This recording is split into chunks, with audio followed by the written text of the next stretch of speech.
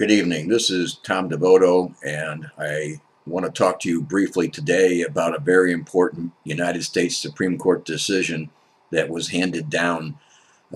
last week, or the week commencing July the 12th of 2011. In that case, a case called Pliva P versus Mensing, the United States Supreme Court said that a generic drug manufacturer had no duty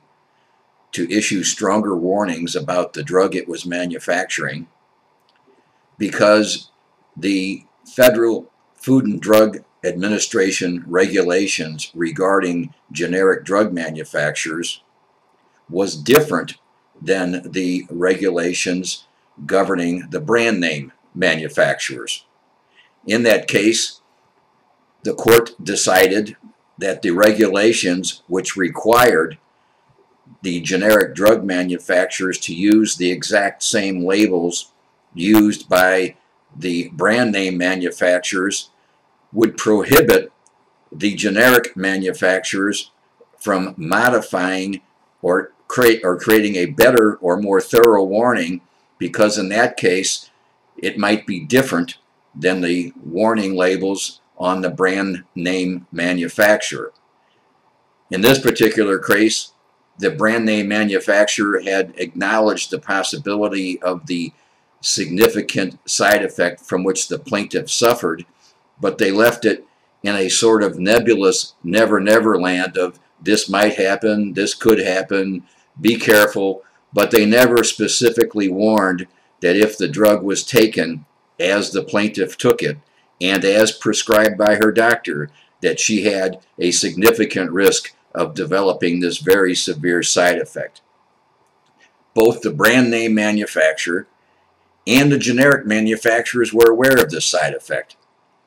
But because the drug was no longer being manufactured regularly by the brand name manufacturer and was largely being manufactured by only the generics, the generic drug manufacturers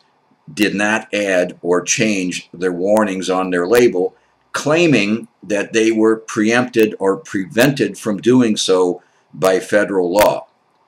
Remarkably, sadly, and quite frankly, unbelievably, the United States Supreme Court, in a 5-4 decision, agreed that a federal regulation drafted by bureaucrats overrules state law and allows generic drug manufacturers to continue to label their drugs in a manner that they know is completely inadequate to warn of known side effects. As an attorney, I simply cannot understand how our Supreme Court could look at a regulation that was intended to set a minimum standard of warning and then turn around and say, because it was drafted by a regulatory agency and not by Congress or a law, it's set in concrete and they have no obligation to do a better job. That's simply not the American way, and I will never understand preemption cases that allow manufacturers to continue to do the bare minimum and then stand up and say, hey, I did what the regulators told me to do, you can't sue me. But that's where we're headed, that's where we are, and until somebody does something about this in Congress, it's just going to get worse. Thank you for listening to me